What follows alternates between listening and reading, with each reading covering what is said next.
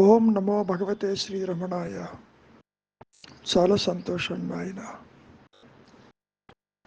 ఈ మాయలో ప్రతి ఒక్కరికి జాగ్రత్త స్వప్న సుషుప్తలంటూ ఈ అవస్థాత్రయములు ఉండి తీరుతాయి. స్థూల దేహానికి స్థూల జగత్తును చూస్తూ కర్మలు ఆచరిస్తూ సుఖ దుఃఖాలను పొందుతూ జనన మరణాలు కూడా ఈ జాగ్రత్తావస్థ యందే సాగిపోతూ ఉంటాయి. ఇక స్వప్నం సంగతికి వస్తే సూక్ష్మ శరీరమైనటువంటి ఈ మనస్సు దేహంతో కానీ ఇంద్రియాలతో కానీ ఎట్టి సంబంధము లేకపోయినా తానే ఒక ఇంద్రియంగా సర్వ కర్మలు ఆచరిస్తూ స్వప్న లోకాలలో అది విహరిస్తూ ఉంటుంది. ఈ జాగ్రత్తావస్థ నుంచి దేనిని తీసుకోదు. తనకు తాను తనలో ఉన్నటువంటి వాసన ప్రక్రియలు కావచ్చు, హిడెన్ టెండెన్సీస్ కావచ్చు, పురాకృత సుకృత కర్మ విశేషాదులు కావచ్చు, అరిషడ్ వర్గములు కావచ్చు, లోపల దాగి ఉన్నటువంటి కామ క్రోధాది మరి విషయాలు కావచ్చు. ఏది ఏమైనా స్వప్నావస్థ అందు తాను తెచ్చుకున్నటువంటి కర్మ ప్రభావం చేత సుఖాన్ని, దుఃఖాన్ని, భయాన్ని, ఆశ్చర్యాన్ని అన్నీ అనుభవిస్తూ తిరిగి నిద్రించి మళ్ళీ మేల్కొని జాగ్రత్తావస్థకి ఈ జీవుడు వస్తున్నాడు. అంటే దీని అర్థం జాగ్రత్త స్వప్న సుషుప్తలలో స్థూల సూక్ష్మ కారణ దేహములను మార్చుకుంటూ ఈ మాయా నేను ఆయా లోకాలను దర్శిస్తూ ఉంటాడు. జాగ్రత్తావస్థకు వచ్చేసరికి నాకు అన్నీ తెలుసును, ఇది సత్యము అన్న భావన కలిగి ఉంటాడు. మరి నిద్ర సంగతి ఏంటి? సుషుప్తావస్థ సంగతి ఏమిటి? నాకేమీ తెలియదు, అక్కడేమీ లేదు, నేను ఎటు పోయానో తెలియదు, అసలు దేహం ఉందో లేదో తెలియదు, దేహం లోపలున్నానా బయట ఉన్నానో తెలియదు, శారీరక మానసిక రుగ్మతలు జాగ్రత్తావస్థలో ఎన్ని ఉన్నప్పటికీ నిద్రలో నాకేమీ తెలియటం లేదు. అసలు నేను ఉన్నానో లేదో కూడా నాకు తెలియదు. అట్టి పరిస్థితిని రమణ మహర్షుల వారు వివరిస్తున్నారు ఇక్కడ. నీవు నిద్రాస్థితిని ఏమీ తెలియదు, అది అజ్ఞానం అని అనుకుంటున్నావు. కాదు, సుషుప్త అవస్థలో నీ సత్యత్వము, నీ సహజత్వము ఉన్నది. అది అజ్ఞానం కాదు. నిజానికి ఈ వ్యక్తిత్వం యొక్క సహజ స్థితి, స్వచ్ఛస్థితి, జ్ఞానమయ స్థితి. కాకపోతే అది నీకు అనుభవానికి ఎందుకు రావటం లేదు? కారణం, నిద్రావస్థలో నీవనుకున్నట్టుగా ఈ అహంకారము ఆ రూపంలో ఉండదు. అక్కడ ఆనందమయ కోశంలో వృత్తిరాహిత్యమై తన ఉనికిని కూడా తెలుసుకోలేనటువంటి స్థితిలో అది ఉంటుంది. వృత్తిరాహిత్యమైంది కాబట్టి మరి అక్కడ ఉన్నది స్వరూప జ్ఞానమే కదా. కానీ ఆత్మ అనుభవానికి అక్కడ రాదు. దానికి ముఖ్య కారణం అహంకారము, ఈ పరిమితత్వము వాసనాపూరితంగా నిలిచి ఉంటూ వృత్తిరాహిత్యమై ఉంది కాబట్టి ఇక్కడ మనం గ్రహించవలసింది నిద్ర అజ్ఞానము కాదని, అది జ్ఞానపూర్ణమని. ఆ జ్ఞానమే ఈ జాగ్రత్తావస్థ యందు ఏమనుకుంటున్నావు? ఇదంతా కూడా జ్ఞానం అనుకుంటున్నావు. ఇంద్రియాల ద్వారా నీవు గ్రహిస్తున్నటువంటి పరోక్ష జ్ఞానము, ద్వైత జ్ఞానము సత్యమనుకుంటున్నావు. ఇది పూర్తిగా విరుద్ధము. మెళుకువ ఒక రకంగా చెప్పుకోవాలి అంటే అజ్ఞానపూర్ణము, అజ్ఞాన సంపూర్ణము.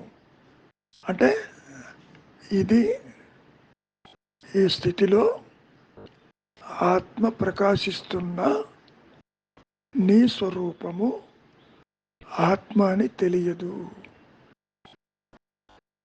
కాబట్టి ద్వైత జ్ఞానమంతా కూడా అజ్ఞానమేను. అయితే నీ సహజత్వం ఎక్కడుంది? నేనంటున్నావుగా, నేనంటే జ్ఞానమని మనం ఎన్నోసార్లు చెప్పుకున్నాం. నేనుగా నిలిచి ఉన్న నీ నిజస్వరూపము ఈ రెంటిలో ఉన్నప్పటికీ, అంటే నిద్రలోను మెళకువలోను. స్వప్నం కాసేపు పక్కకు పెడదాం, నీకు తెలియటం లేదు కాబట్టి దీని అర్థం ఏంటి? తెలుసును తెలియదు. నిద్రలో నాకేం తెలియటం లేదు. ఈ జాగ్రత్త అవస్థలో నాకు అన్నీ తెలుస్తున్నాయి. వ్యక్తులు తెలుస్తున్నారు, ఇతరులు తెలుస్తున్నారు, తల్లిదండ్రులు తెలుస్తున్నారు, సంసారము తెలుస్తుంది, కష్టసుఖాలు తెలుస్తుంది, గ్రహాదులు తెలుస్తున్నాయి, సూర్యచంద్రాదులు కనపడుతున్నాయి, వెలుగు చీకట్లున్నాయి, న్యాయ అన్యాయాలున్నాయి, అక్రమాలున్నాయి, సక్రమాలున్నాయి. ఇట్లా అన్ని విషయాలను నీవు గ్రహిస్తున్నావు ఈ జాగ్రత్త అవస్థలో. కాబట్టి అసలు విషయం ఈ జ్ఞాన అజ్ఞానాలకి ఆవల ఉంది నీ సత్యత్వము, నీ సహజత్వము. ఆవల అంటే బియాండ్ ది జాగ్రత్త సుషుప్తి, వాటికి అతీతంగా జ్ఞాన అజ్ఞానాలకి, అంటే తెలుసును తెలియదు అనే స్థితికి దూరంగా అది ఉన్నది. దాన్నే మనం తురీయమని, తుర్యాతీతమని, సహజత్వమని, ఉన్నదని, స్వయం ప్రకాశమని, స్వరూప జ్ఞానమని, ఇన్ని రకాలుగా మనం దాన్ని ఈ మాయలో దగ్ధబీజ మనస్సుతో చెప్పుకుంటాం. మరి అయితే వీటి సంగతి ఏమిటి? జాగ్రత్త స్వప్న సుషుప్తులు అంటే నిద్ర, కళ, సర్వాన్ని తెలుసుకునేటటువంటి ఈ జాగ్రత్త అవస్థ, ఈ మూడు కూడా ఒక తెర మీద కదిలిపోతున్న దృశ్యములే తప్ప అవి సత్యములు కాదు. ఆత్మపై ఆత్మని అంటకుండా ఏ విధంగా అయితే తెరని అంటకుండా తెర మీద బొమ్మలు ఎన్ని పడినా, సునామీ వచ్చినా, అగ్ని కీలకాలు దహిస్తున్నట్టు కనపడ్డా, భూకంపములు వచ్చిన వాటన్నిటినీ మనం చూస్తున్నాం కదా. తెర మీద తెర ఏమీ కానట్లు ఇక్కడ కూడా నేను ఉన్నాను అన్నటువంటి ఆత్మస్థితి అనేటువంటి తెర మీద ఇదిగో ఈ జాగ్రత్త స్వప్న సుషుప్తలు జాలువారిపోయేవి, సాగిపోయేవి, భ్రమజనితములు, సత్యము కాదు. ఏ విధంగా అయితే తెర మీద పడినటువంటి దృశ్యాలు అసత్యములో, ఆ దృశ్యాలు తెరని అంటనట్లు నీకు తెలిసినా తెలియకపోయినా నేనులో మార్పు ఉండదు. కనపడిపోయేది ఏదైనప్పటికీ, పుట్టి నశించేది ఏదైనప్పటికీ, హృదయ అస్తమానాలు ఉన్నాయని భావిస్తున్న ఏ వస్తువైనా, ఏ కాలమైనా అంతా అసత్యమేగా. కనపడిపోయేది సత్యమెట్లా అవుతుంది? గతంలో మనం ఒక విషయాన్ని ప్రస్తావించుకుందాం. బండిలో ప్రయాణించే నిద్రించున్న వాడి రీతిలో సత్యము నెరిగిన వారి స్థితి అలా ఉంటుంది. తమకు తాము స్ఫురణమయంగా, అనంతంగా, ఏకంగా, జ్ఞానమయంగా, పరిధులు లేక, అవధులు లేక నిలిచి ఘనాతి ఘనంగా ఉన్న రీతి జ్ఞాని ఉంటాడు అని మాయలో చెప్పుకోవచ్చు. ఇక్కడ జ్ఞాని అంటే వ్యక్తిగత ఆత్మ అనుభవాల కింద మనం తీసుకోవటాన్ని కుదరదు. వ్యక్తిగత ఆత్మ అనుభవాలు ఉండవు. కారణం, ఈ వ్యక్తిత్వం అనేది ఊహాజనితము, మాయావి, అసలు లేదు.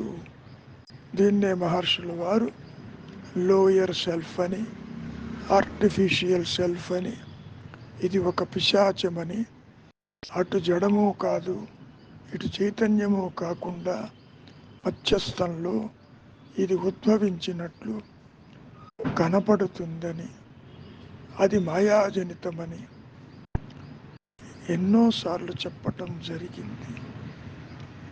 కనుక నీ సత్యస్థితి అవస్థాత్రయములకు అతీతముగా ఉంటుందని, ఆ స్థితిలో జీవుడు కానీ, జగత్తు కానీ, ఈశ్వర భావనలు కానీ, జనన మరణాలు కానీ ఏ ఒక్కటి కూడా ప్రకాశించదు. దీని అర్థం ఏమిటి? ఉన్నది ఎరుక, లేనిది సృష్టి. సృష్టి అంటే ఎదుగో స్థూల దేహంతో స్థూల జగత్తుని చూస్తున్నావుగా. ఈ మాయలో నీతో కలిపి నీవు చూస్తున్నటువంటి ఈ చరాచర సృష్టి యావత్తు కూడా అసత్యము, ఉనికి లేనిది. మనం గతంలో కూడా ఎన్నోసార్లు చెప్పుకున్నాం. జగత్తు ఉండి నశించిందా? అసలు లేదా? ఆదిశంకరులు ఇదే మాట అన్నారు. జగత్తు మిథ్యా, బ్రహ్మమే సత్యమని.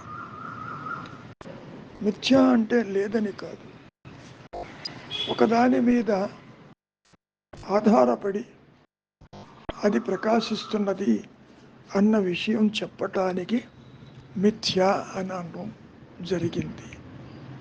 ఎలాగైతే సర్పరచ్చు భయభ్రాంతిలో తాడు పాము కానట్లు, పాముకి ఉనికే లేనట్లు ఏ విధంగా అయితే ఉంటుందో, ఇక్కడ కూడా ఈ ద్వైతంలో కూడా జీవుడు, జగత్తు, ఈశ్వర భావనలు మిథ్యా పాములాగా, మిథ్యా భావనలు ఇవన్నీ సత్యము కాదు. ప్రతి ఒక్కరికి తెలుసు ఇది అనిత్యమని, జననమని, మరణమని, అశాశ్వతమని తెలుసు.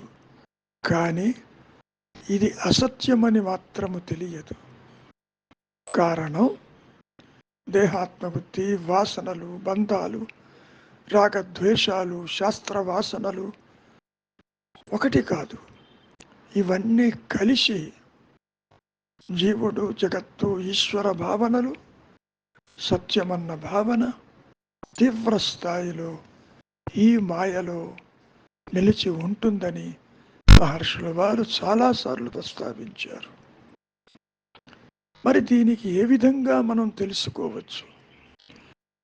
పాముకి అన్నడు తాడు ఒకటి ఉన్నదని తెలియని రీతిలో ఈ దేహాత్మబుద్ధి కలిగిన జీవుడు ఆత్మని ఎన్నటికీ తెలుసుకోలేడు. ఇప్పుడు తెలుసుకుంటున్నదంతా పరోక్ష జ్ఞానమే తప్ప అపరోక్షము కాదు.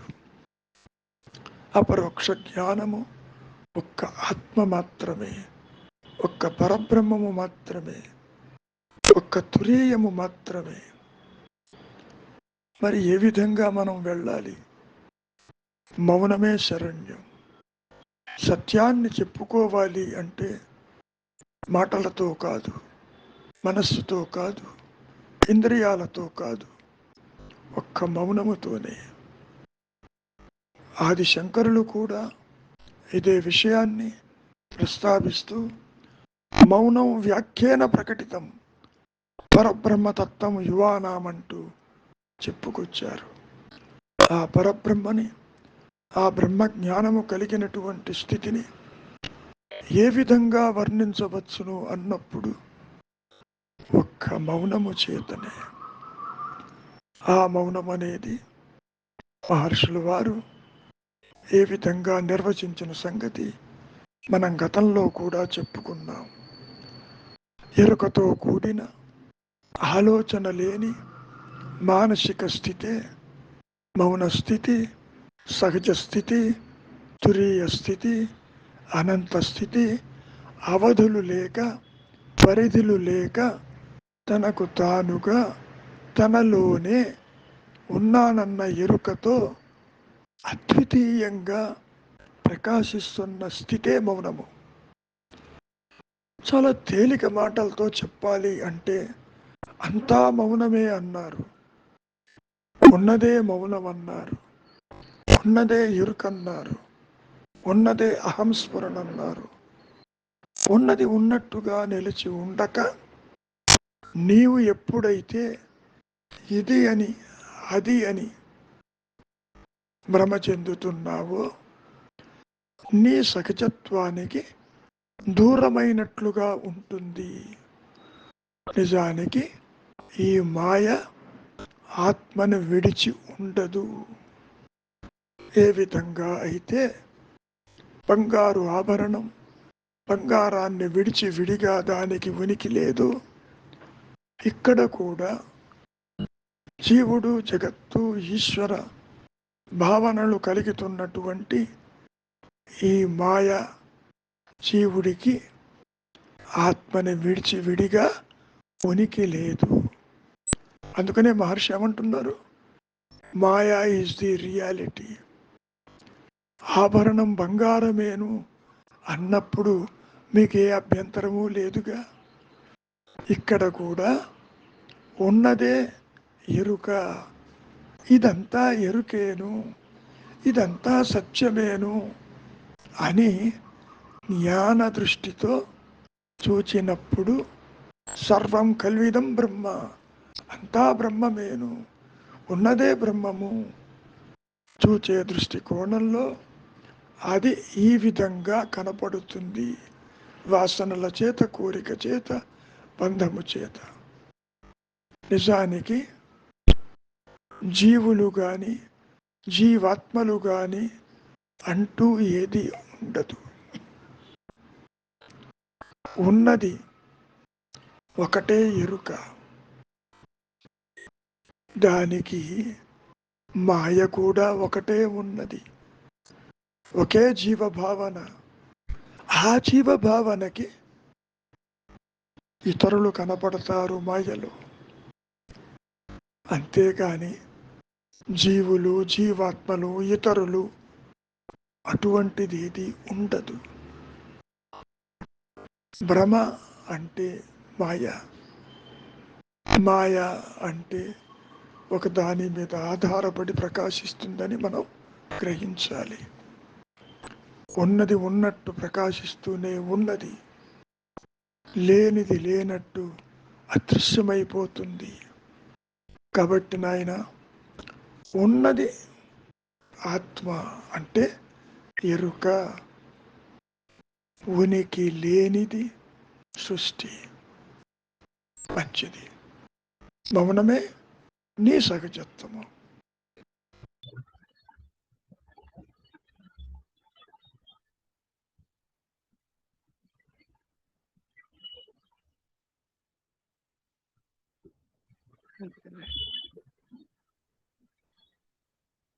నిద్ర అజ్ఞానం కానే కాదు. ఎందుకనమ్మా? నిద్ర అనేది సహజ స్థితి అని చెప్తారు కదా గురుగారు మీరు. చెప్పడం సరే, నిద్రలో నీ స్వరూపమో తెలియటంలే, తెలియటండి, తెలియటంలే, తెలియటంలే. తెలియంది అజ్ఞానం ఎట్లా అవుతుంది? కాదు. కాబట్టి అది సహజ స్థితి, అది వ్యక్తి యొక్క గురుగారు. నిద్ర ఎవరు పోతున్నారు? నిద్రపోయేది మనసు, మనసు గురువు గారు. ఓకే, మనస్సే నిద్రపోతుంది. మనస్సు లేనప్పుడు నిద్రలో నాకేమీ తెలియదు అంటున్నావుగా. గురువు గారు. గురువు గారు, ఎట్లా తీసుకోవాలి మనం? ఇక్కడ ఏమంటున్నారు? నిద్ర అజ్ఞానం కాదు. ఓకే, నిద్రలో ఉన్నది నీ సహజ స్థితి అనుకోడానికి అక్కడ తెలియటం లేదుగా. అవును గురుగారు. మరి తెలియనప్పుడు అక్కడ ఉంది జ్ఞానం అని చెప్పి ఏ విధంగా నీకు కన్ఫర్మేషన్ దొరుకుతుంది? అక్కడ దొరకదు. ఎందుకంటే మీరు అంటుంటారు అహంకారం తన మూలాన్ని తెలుసుకోలేదని చెప్పేసి. అక్కడే కాదు, ఇక్కడ కూడా తెలుసుకోలేదు. ఇక్కడ అంటే జాగ్రత్త అవస్థలో కూడా తెలుసుకోలేదు. నిద్రలో తెలుసుకోలేదు, స్వప్నంలో తెలుసుకోలేదు. కానీ చెప్పుకోవటానికి మాత్రం జాగ్రత్తావస్థలో అన్నీ తెలుసు అనుకుంటున్నారు. అన్నీ తెలుసుకున్నది జ్ఞానం కాదు. ఏమీ తెలియకపోవటం అనేది అజ్ఞానము కాదు అని చెప్పదు గురుగారు. ఇక్కడ ఆత్మస్థితి అనేది నిజం చెప్పాలి అంటే అవస్థల్లో ఉండదు. జాగ్రత్త అవస్థలో అనేమో ఉత్తరతో కూడుకొని ఉంటుంది. గురుగారు, నిద్రావస్థలో ఉత్తరాహిత్యమై ఉంటుంది. సో నీవు అనుకున్న రీతిలో నిద్రలో ఉండదు. వృత్తిరాహిత్యమైనటువంటి మనస్సు నాకేమీ తెలియదు అంటున్నావు నీవు. కానీ నిద్రాస్థితిలో ఉన్నది నీ సహజత్వమని సూచించటం అంతవరకు. గురుగారు, మీరు నిద్రలోనూ తెలుసుకోలేవు, జాగ్రత్తలోనూ తెలుసుకోలేవు. ఉమ్, ఇక్కడ కంపేర్ చేస్తున్నారు. ఉమ్, ఇక్కడ నాకు అన్నీ తెలుస్తున్నాయి, ఉమ్, నేను అన్ని పనులు చేయగలుగుతున్నాను, అనుభవించగలుగుతున్నాను, ఇదంతా జ్ఞానంగా కనపడుతుంది, సత్యంగా కనపడుతుంది అని ఉమ్, అనుకుంటున్నారు. ఉమ్, కానీ ఇదంతా అజ్ఞానము, ఉమ్. నిద్రలో ఉంది జ్ఞానము అని చెప్పడం ఆ గురుగారు, కంపారిజన్. కంపారిజన్. ఆ గురుగారు. ఉమ్, ఉమ్, నిద్రపోతే ఆత్మను తెలుసుకుంటామని కాదు, ఉమ్, జాగ్రత్తావస్థలో అజ్ఞానం ఉంటే నువ్వు తెలుసుకుంటావని కూడా కాదు. ఉమ్. ఆ గురుగారు. చోట్ల నీవు తెలుసుకోలేవు. ఆ,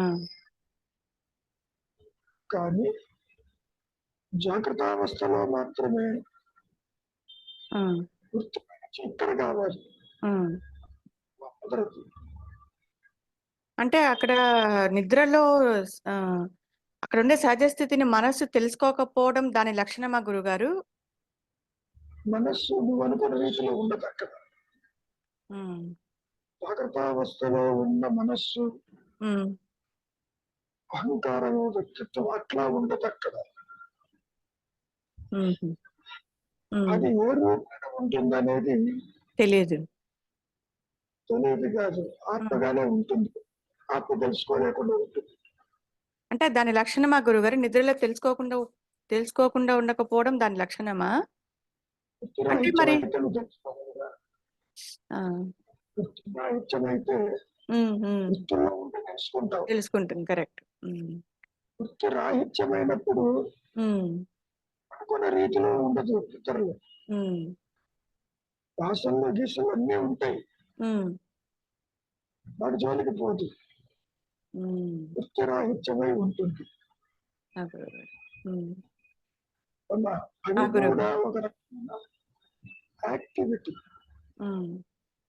చిత్తవృత్తి. అది జాగ్రత్తావస్థలో ఎట్లాగైతే పని చేస్తూ చూస్తూ వింటూ ఉంటారో, వినకపోవటం, పని చేయకపోవటం కూడా ఒక వృత్తి. ముద్ర కూడా వృత్తి, మెడుపు కూడా వృత్తి. ఇప్పుడు చూడేమంటారు, వ్యక్తి స్వచ్ఛ స్థితి అది నిద్ర జ్ఞానపూర్ణం, మెళుకువ అజ్ఞాన సంపూర్ణం. గురుగారు ఎంత కంపేర్ చేసినా వ్యక్తి అనేవాడు అసలు లేడు. వాడు అక్కడ గురుగారు. ఆది నుంచి అహంకారం తృణీకరించబడింది అన్నారు. అవును. సరే అనే అనుకుందాం. వ్యక్తి యొక్క స్వచ్ఛ స్థితి, సహజ స్థితి నిద్రలో ఉంది. గురుగారు అలా ఉన్నది జ్ఞాన స్థితే, కానీ అక్కడ ఆత్మ ప్రకాశించదు. చెప్పుకోవటానికి ఉన్నది అక్కడ. నీవు నిద్రలో తెలుసుకోలేవు ఆత్మని. గురుగారు నీ స్వరూపం ప్రకాశించవలసింది జాగ్రత్తావస్థలోనే. ఇక్కడే పుడుతున్నావు, ఇక్కడే పోతున్నావు, ఇక్కడే నీకు రియలైజేషన్ రావాలి. గురుగారు ఇక్కడ అంటే జాగ్రత్తావస్థ. జాగ్రత్తావస్థ. దాని అర్థం ఏంటి? అహంకారము తల ఎత్తాలి, నిద్రలో ఉన్న వృత్తి రాహిత్యం కావాలి. It is a combination of జాగ్రత్త సుషుప్తి. రియాలిటీ అట్లా చూడమ్మా. ఇంకేమంటారు? నీ నిజస్వరూపం రెండిటిలో ఉండి వాటిని మించి ఉంది. ఇక్కడ నీ స్వరూపము జాగ్రత్తలో ఉంది, నిద్రలో ఉంది. కరెక్ట్. నేను తెలుసుకునే పరిస్థితిలో ఉండదు. గురుగారు నిద్రలో వృత్తి రాహిత్యమై ఉంది. జాగ్రత్తలో నీ వృత్తులు అడ్డుగా ఉండే ఆత్మకాశానికి. గురుగారు అంటే అర్థమేంటి? వృత్తి రాహిత్యంలో తెలుసుకోలేము, వృత్తుల్లో ఉంటే కూడా తెలుసుకోలేదు. ఇక్కడ అన్య చింతన ఉంది కాబట్టి తెలుసుకోలేదు. అక్కడ చింతావిహీనమై తన ఉనికి కోల్పోయింది కాబట్టి తెలుసుకోలేదు. అట్లా ఆ గురువు గారు. అందుకని ఏమంటున్నారు, జ్ఞాన అజ్ఞానాలకు ఆవల ఆత్మ. అది సంగతి. పుత్రకి మెరుగువకి తెలుసును తెలియదు అనే దానికి దూరంగా తురీయంలో ఉంటుంది నీ ఆత్మ చెప్పదు. గురువు గారు. జ్ఞానము అంటే తెలుసు, తెలియదు అంటే అజ్ఞానము. ఏమా గురువు గారు. తెలుసును తెలియదు అనే దానికి ఆవల వీటితో సంబంధం లేకుండా తురీయంలో మాత్రమే ఉంటుంది అని అర్థం. గురువు గారు. చూడమంటారు ఇంకా నిద్ర, కళ, జాగ్రత్త ఆత్మపై జాలు వారిపోయేవి. ఇది కూడా ఆత్మగా ఉన్నప్పుడు నీకు తెలియదు. ఎందుకని సృష్టి లేదు అక్కడ. ఇక్కడ చెప్పుకోవడానికి మాత్రం తెర మీద బొమ్మలు పడినట్లుగా ఆత్మ ఎదుటే జాగ్రత్త స్వప్న సుషుప్తలు సాగిపోతూ ఉంటాయి అని చెప్పారు. కానీ ఆత్మని తెలుసుకునే స్థితి ఉండదు. ఎప్పటికీ ఎన్నటికీ జీవభావనతో ఆత్మని గుర్తించటం జరగదు. అందుకని ఏమంటున్నారు మహర్షి, నువ్వు లోపలికి వెళ్ళు, తెల్ల కిందగా పడిపోతుంది, అనుగ్రహం చేత అది ప్రకాశించదు. నీ ప్రయత్నంతో ప్రకాశించదు. నువ్వు ఏ అవస్థలో ఉన్నా అది ప్రకాశిస్తే సృష్టి ఎగిరిపోతుంది. చూడండి ఇక్కడ ఏమంటారు, నువ్వు ఎరిగినా ఎరగకున్నా బండిలో నిద్రించు వాని విధంగా ఉంటుంది జ్ఞాని స్థితి. బండిలో ఉన్న వాడి స్థితి బాగానే ఉంది. అసలు జ్ఞాని అనే పదమే సరి అయింది కాదు. ఎందుకని వ్యక్తిత్వంతో ఆత్మను తెలుసుకోవటం లేదు. కాకపోతే దేహంతో చూస్తున్నావు కాబట్టి తెలిసిన వారిని జ్ఞాని అని, మూలము తెలియని వారిని అజ్ఞాని అని మాయలో చెప్పుకునే ఉంది మాయ మాటలు. కాకపోతే ఇక్కడ జ్ఞాని అనే పదం ఎందుకు వచ్చింది అంటే ఆత్మజ్ఞానానికి జ్ఞాన వృత్తి చేత ఆ జ్ఞానం తను తాను తెలుసుకుంటుంది కాబట్టి ఆ జ్ఞానమే జ్ఞానయజ్ఞించింది. గురుగారు. శరీరంతో సంబంధం లేదు. గురుగారు. ఇప్పుడు కూడా దేహం ఉన్నప్పటికీ దేహంతో సంబంధం లేకుండా ఆత్మజ్ఞానంతో ఆత్మ తనకు తాను తెలుసుకుంటూ ఉన్నానన్న ఎరుపులో ఉంటుంది కాబట్టి ఉన్నాడు అన్నారు అంతవరకు.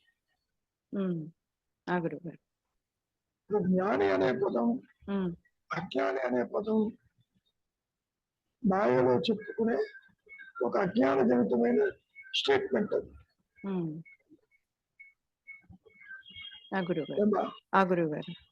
ఉన్నది జ్ఞానము, దేనికి సృష్టి.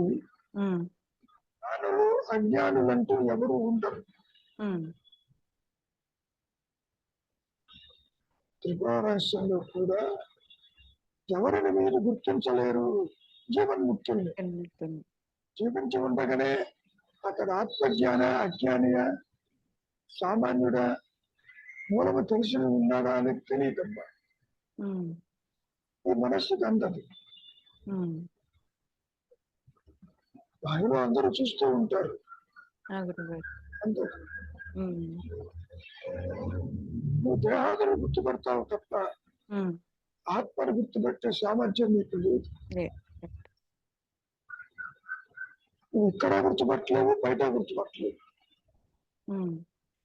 బయట ఎలాగో గుర్తుపట్టలేదు, ఉమ్, నీ ఆత్మను కూడా నీవు గుర్తుపట్టలేదు. పద్మజగా నీవు ఆత్మను తెలుసుకోలేదు. ఉమ్. అవునా? గురువు గారు. సరే, ఉదాహరణ బాగానే ఉంది. తండ్రిలో నిద్రపోతుంటాడు, ఉమ్, తాగిపోతున్నా గాని తనకు తెలియదు అని. అంటే ఉమ్. సృష్టి అంతే. జరిగిపోతున్నా గురువు గారు. గుర్తించడు కదా. ఉమ్, ఎందుకు గుర్తించడు? మూలంలో నిలిచి ఉంది కాబట్టి. కాబట్టి. ఉమ్, దేవున్నా లేకున్నా, ఉమ్. దేవుడు రాలిపోయినా లేకపోయినా తప్పకుండా. ఉమ్, ఆత్మస్థితికి ఇబ్బంది లేదని చెప్ప. ఉమ్. కారణం ఆత్మ సృష్టిని కానీ జీవుని కానీ గుర్తించదు. గుర్తించదు కాబట్టి. ఉమ్, మరి ఏది గుర్తిస్తుంది? ఇదిగో ఈ మాయానని గుర్తిస్తుంది. ఉమ్. మాయానేనంటే అటు జడము కాదు, అట్లా. ఉమ్. ఇటు చైతన్యము కాదు. జడముగా. ఏ రకంగా చెప్పాలంటే లోయర్ సెల్ఫ్, ఉమ్, ఆర్టిఫిషియల్ సెల్ఫ్. ఉమ్. సరే, కాసేపు పిశాచం అని కూడా అన్నాడు. సో పిశాచం గుర్తుపెడుతుంది జగత్తుని, సంసారం, ఇతరులు. అదే. ఉమ్, అంటే ఆలోచన రూపేణ ఏ అహంకారం అయితే తల ఎత్తిందో ఉమ్, నేనంటే దేహమని, ఉమ్. ఆ తర్వాత ఇదిగో ఈ మనస్సులో సంకల్పాలు, బంధాలు, రాగద్వేషాలు వస్తాయి. ఉమ్. లేకపోతే రాదు. గురువు. ఇక్కడ ఆత్మని తెలుసుకోవటం కాదబ్బా, ఉమ్, ఆత్మగా నిలిచి ఉండటం. ఉమ్. ఆత్మగా తెలుసుకోవడం అంటే ఉండటం. ఉమ్, నోయింగ్, బీయింగ్, ఎక్స్పీరియన్సింగ్, ఇవన్నీ ఆత్మకి సంబంధించి, ఉమ్. జీవుడికి సంబంధించింది కాదు. ఉమ్. మీకు ఇంద్రియ అనుభవాల్లాగా ఉమ్. ఆత్మ అనుభవం ఉండదు. గురువు గారు. ఉమ్, నువ్వు ఒక ప్రదేశం చూసినా, ఒక పదార్థం రుచి చూసినా ఉమ్. ఆ విధంగా ఉండదు. ఉమ్. కాబట్టి ఉండుట అంటే ఎరుకగా ఉండుట. ఉమ్. స్వరూప జ్ఞానము అంటే నేను ఉన్నానన్న ఎరుకలో నిలిచి ఉన్న, అదిగో తురీయ స్థితే నీ సహజ స్థితి అని ఈ మాయలో చెప్పుకో. గురువు. అంతేగాని వ్యక్తిత్వంతో తెలుసుకోవటం కానీ, ఇంద్రియాల ద్వారా గుర్తించటం కానీ ఉమ్. జరగదల్లా. రెండు ఆపోజిట్స్. ఉమ్. సూచించటం బాగానే ఉంది, ఉమ్. త్వరలో నీ సహజత్వం ఉంది, ఉపయోగం లేదు. జాగ్రత్త అవస్థ అంతా అజ్ఞానము, ఉపయోగం లేదు. ఉమ్. కానీ నీవు నిశ్చలత్వానికి రావలసింది ఈ జాగ్రత్త అవస్థ. ఉమ్. దేహాత్మబుద్ధి జనించక ముందు గాని, జనించిన తరువాత గాని దీన్ని నిశ్చలత్వానికి తీసుకురావాలి. ఉమ్. తెచ్చినంత మాత్రాన కార్యకారణ సంబంధాలతో ఆత్మ ప్రకాశిస్తుందా? ఈ గొడవంతా ఎందుకని? అనుగ్రహం చేత అన్నాడు ఆయన. ఉమ్. స్టార్టింగ్ లో ఎన్నోసార్లు ఏమని చెప్పారు? సాధన లేదు, సాధించేది కాదు, ఉమ్. నువ్వే అదే ఉన్నావు, గురువు గారు. ఇది కాదు అదని తెలుసుకో ఉమ్. చెప్పడం బాగానే ఉంది. ఉమ్. ఎవరు తెలుసుకోవాలి? నేను దేహము కాదు, నేనంటే ఆత్మనని జపం చేయటం కాదు, గురువు. ఉమ్. స్మరించటము కాదు. ఉమ్. ఈ అహం స్ఫురణ అనేది సూక్ష్మాతి సూక్ష్మంగా తురీయంలో మాత్రమే అది ప్రకాశిస్తుంది. ఉమ్. ఆ ప్రకాశమానంలో జీవుడు జగత్తు ఈశ్వర భావంలో వెళ్ళిపోతాయి. అవస్థాత్రయాలు ఉండవు. తిరిగి మళ్ళీ నువ్వు జాగ్రత్త అవస్థకి వస్తేనే కానీ ప్రేమ సంసారం ఇతరులను చూడలేదు.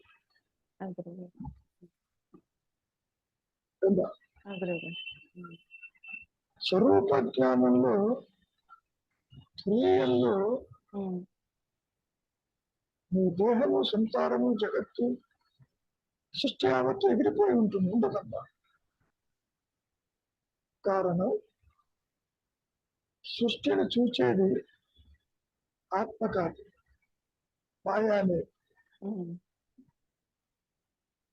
దీనికి ఆధారం ఆత్మే కానీ భిన్నం.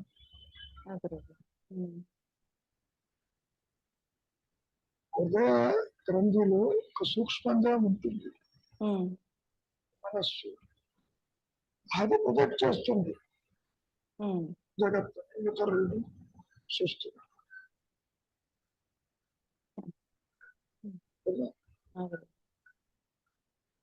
ఒకసారి పూర్తిగా చదువు.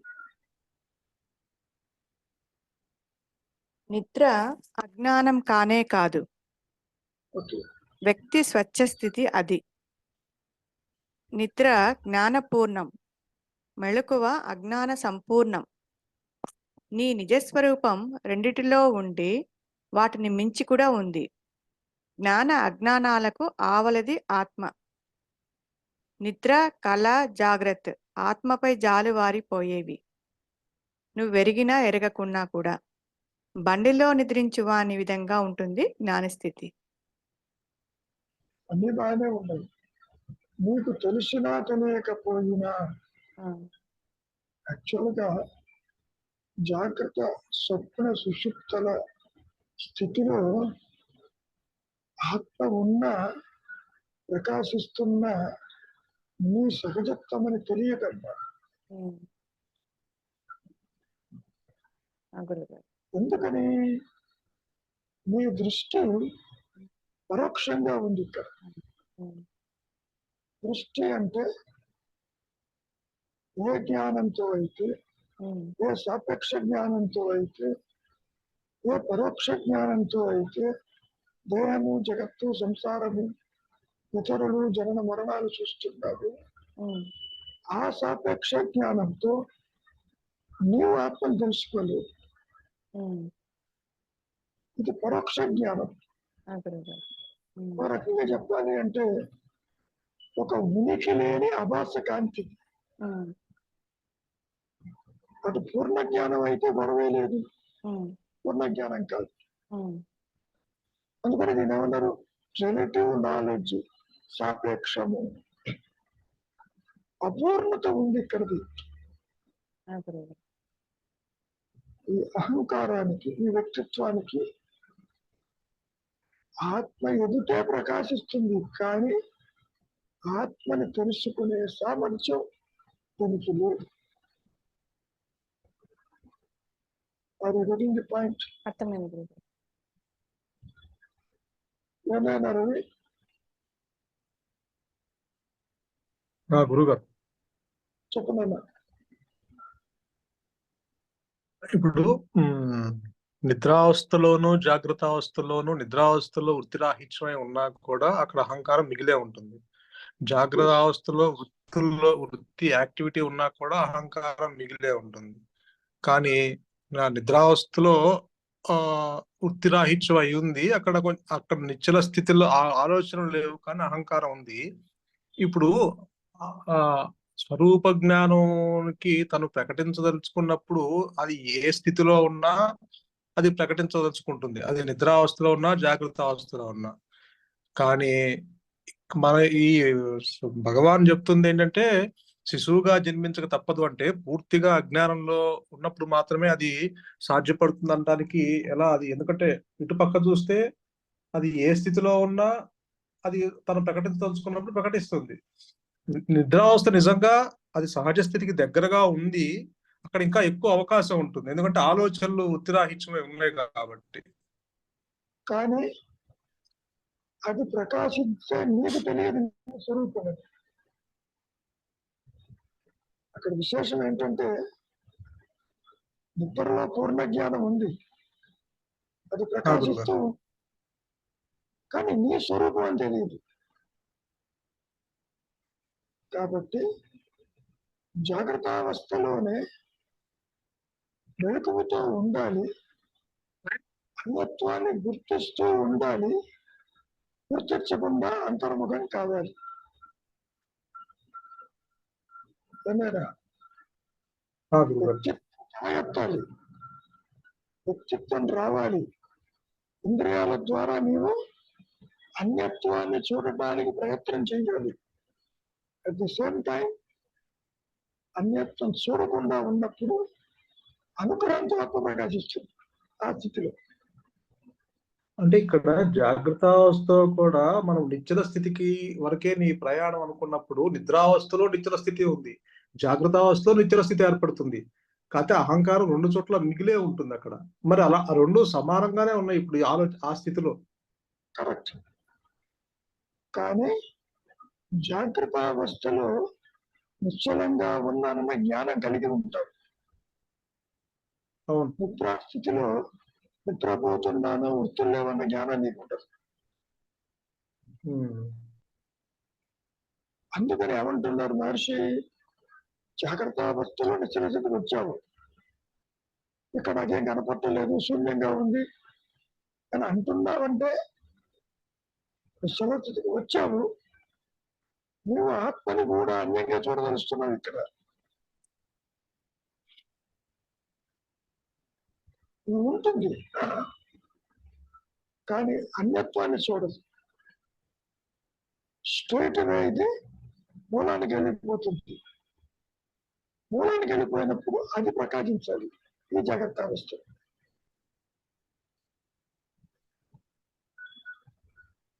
ఇక్కడ రెండు నేను ఉన్నాయి. ఒకటే నేను, ఆ నేను ఆత్మయే ఉన్నది. ఇప్పుడు జీవభావం కలిగినటువంటి దేహాత్మ బుద్ధి కలిగిన నేను ఆత్మ మీద ఆధారపడి కనపడుతుంది, మూలము విడిచి ఉండదు, మూలంతోనే ఉంటుంది, మూలం తెలియకుండా ఉంటుంది, జరణ మరణ సర్కిల్లో తిరుగుతూ ఉంటుంది. ఒక రకంగా చెప్పాలి అంటే ఆత్మని విడిచి సృష్టి లేదు, ఆత్మని విడిచి జరణ మరణాలు లేవు, ఆత్మకి విడిచి జాగ్రత్త స్వప్న సుషుప్తులు లేవు.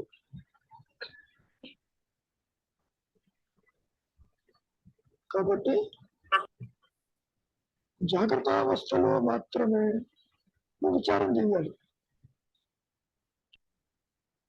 అంటే ఇక్కడ జాగ్రత్త అవస్థలో విచారణ చేసి మనస్సు నిశ్చలంగా తీసుకువెళ్తాము అంతవరకు అక్కడ అహంకారము మిగిలే ఉంటుంది.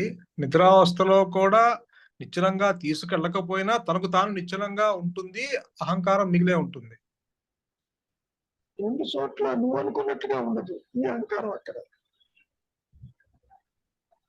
రవిగా నీవు నిద్రలో ఉన్నావో తెలియదు, ఇక్కడ మటుకు రవిగా ఉంటావు, ఐడెంటిటీతో ఉంటావు ఇక్కడ జాగ్రత్త అవస్థలో. దిస్ ఐడెంటిటీ నిద్రలో నీకు తెలియదు. అంటే ఇక్కడ శరీరంతో తాదాప్యం చెంది ఉంటాను, అక్కడ తాదాప్యం చెందకుండా ఉంటాను. ఎప్పుడైతే డీలింగ్ అయిపోయిందో అక్కడ ఉన్నది ఆత్మేనని సూచించాడు అంతవరకు. కానీ నిద్ర నీకు సాధనకి పనికిరాదు గురువు గారు. కరెక్టే, కానీ అక్కడ ఇంకా దగ్గరగా ఉంటుంది కదా, శరీరంతో డిటాచ్ అయిపోయింది కదా. అక్కడ డిటాచ్ అయిపోయిన ఈ వాసనలు, సంస్కారాలు, వ్యక్తిత్వము సూక్ష్మ రూపేణ ఆత్మ అంచులే పడి ఉంటాయి. అవి ప్రకాశానికి అడ్డుగా ఉంటుంది, అందుకని తెలియదు.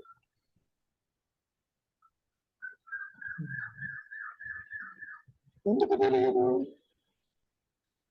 ఈ వాసనలు, సంస్కారాలు, బంధాలు, రాగద్వేషాలు, పరిషత్ వర్గాలు ఇవన్నీ ఉంటాయి. జాగ్రత్త అవస్థలో కూడా అవి ఆల్రెడీ జాగ్రత్త అవస్థలో కూడా ఎలాగో ఉంటాయి కదా గురువు గారు. ఉంటాయి, కానీ నువ్వు విచారం చేస్తున్నావు. There is an effort in జాగ్రత్త అవస్థ. నేను ఎవరిని, ఎక్కడి నుంచి వచ్చాను అని తీవ్ర వైరాగ్యంతో ఉన్నావు ఇక్కడ జాగ్రత్త అవస్థ. ఒక నిశ్చలమైన మనస్సుని తీసుకొచ్చాడు. తర్వాత ఏమవుతుందనేది అనుగ్రహం చేస్తున్నాడు. నువ్వు చేయలేవు ఆ పని. రవిగా వ్యక్తిగా నువ్వు ఆత్మని తెలుసుకోలేవు.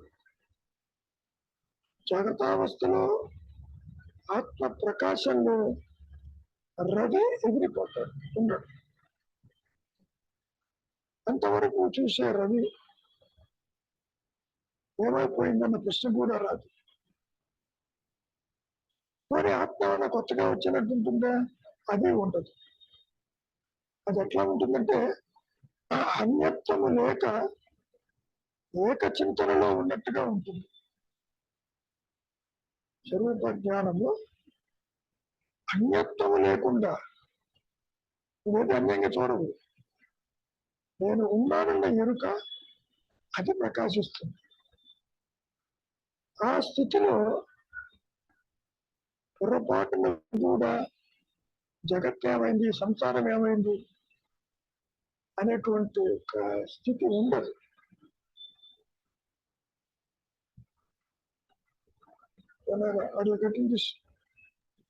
గురుగారు, మరి ఒక పక్క స్వరూప జ్ఞానం వైపు తీసుకుంటే దానికి అవస్థలతో పని లేదు, తనకు తాను ప్రకటించుకోవాలని ఆ స్టేట్మెంట్ అది ఎలా?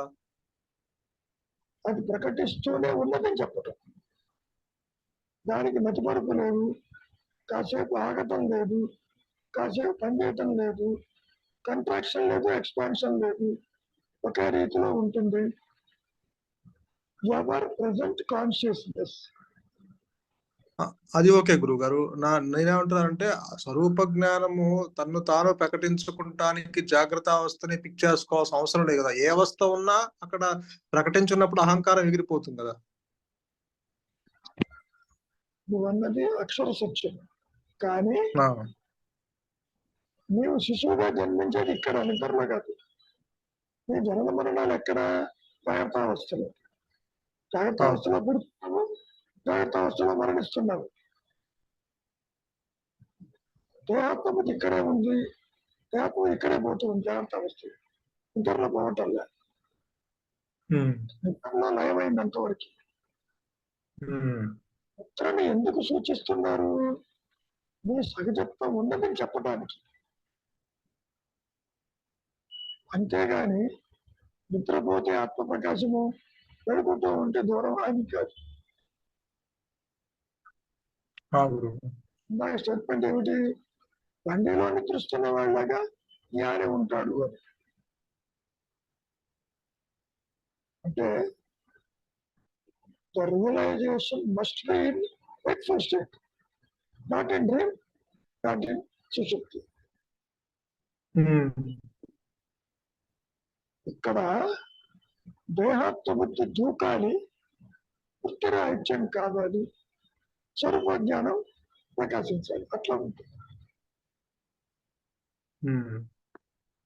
నీవు యాక్టివ్ గా ఉంటావు. ఆ ప్రకాశంలో నిన్ను అంతమొందించి అది ప్రకాశిస్తుంది. అంతవరకు జిజ్ఞాసతో ఉంటావు, నిశ్చలంగా ఉంటావు. ఎప్పుడైతే ఈ అహంకారం, మాయా నేను తన ఉనికిని కోల్పోతుంది, ఎరుకతో కోల్పోతుంది, అప్పుడు నీకు ప్రేమ, సంసారము, జగత్తు కనపడుతుంది. సాపేక్ష జ్ఞానము మరొకగా చెప్పాలంటే అదృశ్యమై పూర్ణ జ్ఞానమే ఉంటుంది అక్కడ. అంటే ఇక్కడ ఆ వ్యక్తిత్వం కోల్పోయిన సంగతి తెలియాలంటారా? అహంకారానికి అవసరం లేదు కదా, ఇది వచ్చిన తర్వాత. తెలియదు, వచ్చిన తర్వాత కూడా తెలియదు కదా, వ్యక్తిత్వమే లేదు కదా. నీకు కొత్తగా వచ్చినట్టు కూడా ఏమనిపించదు. ఇది ఇంతకుముందు ఉంది కదా. పోనీ ఆ స్థితిలో పొరపాటునైనా ఈ మనస్సు బయటకు వచ్చి ఆ సంసారం ఏమైంది, ఆ దేహం ఏమైంది, ఇల్లు వాటిలో ఏమైంది అన్న ప్రసక్తే ఉండదు. నిద్రపోతుంటే ఇటువంటి ప్రసక్తి వచ్చిందా నీకు? లేదు కదా. లేదు. కాసేపు నిద్రపోతేనే ఆ ప్రస్తాపన లేదే. స్వరూప జ్ఞానంలో అహంకారానికి, వ్యక్తిత్వానికి అసలు తావే ఉండదు. అందుకనే సృష్టి అయితే లేదు అక్కడ, సృష్టిని చూసేవాడు లేడు. అందుకని జీవుడు, జగత్తు, ఈశ్వర ఈ భావనలు మూడు కూడా అదృశ్యమైపోతాయి. ఇది పోయిందన్నటువంటి దిగులు పడేవాడు ఎవడు ఉన్నాడు. ఎందుకని స్వరూప జ్ఞానంలో అన్యత్వం ఉండదు కాబట్టి. తర్వాత మహర్షి ఏమన్నారు? మనం కూడా ఆత్మే, జగత్తు ఆత్మే, సర్వము ఆత్మే, ఉన్నదే ఆత్మ, విడిగా ఏది లేదు పొమ్మన్నాడు. అట్లా ఆత్మలో చూస్తే ఏమన్నా కనబడుతుందా? సర్వము ఒకటేను అని చెప్పటం, మాయలో దగ్ధబీజ మనస్సుతో చెప్పటం అంతవరకు. ఇంకా సింప్లిఫై చేస్తే ఉన్నది జ్ఞానము, లేని సృష్టి, ఉన్నది ఎరుక, లేనిది అవస్థాత్రయములు, ఉన్నది నేను ఉన్నానన్నటువంటి యొక్క తురీయము, అవస్థాత్రయములు కానీ, జరణ మరణాలు కానీ, బంధ మోక్షాలు కానీ లేవు. ఇప్పుడు కూడా జగత్తు ఉందని నువ్వు అంటున్నావు, సంసారం ఉందని నువ్వు అంటున్నావు, దేవగుడు ఉందని నువ్వు అంటున్నావు. అనేవాడు ఉన్నాడేమో చూడు, అదే నేను ఎవరన్నా ఇచ్చావు. ఆ విచార ఫలితం ఏమిటి? ఉన్నదే ఆత్మని అనుగ్రహం చేత ప్రకాశించాలి. నిన్ను అట్టి పెట్టి ఆత్మ ప్రకాశించదు. చీకటిని అట్టి పెట్టి సూర్యుడు ప్రకాశిస్తాడా చెప్పు? అట్లా కుదరదు. అదే సంగతి. ఇక్కడ కూడా అంతే. దేహాత్మ బుద్ధి అజ్ఞానం అని చెప్తున్నారు కదా. అజ్ఞానం వల్ల విభక్తి, అజ్ఞానం వల్ల దుఃఖము, అజ్ఞానం వల్ల జనన మరణాలు ఇన్ని చెప్పుకుంటున్నాగా. స్వరూప జ్ఞానంలో అజ్ఞానానికి తావలేదు. సూర్యుడిలో చీకటి లేనట్లు తురీయమందు సృష్టి లేదు. తురీయం అంటే ఆత్మజ్ఞానం. ఆత్మజ్ఞానాన్ని ప్రకాశింప చెయ్యగలిగింది ఈ మాయలో ఏదీ లేదు అసలు.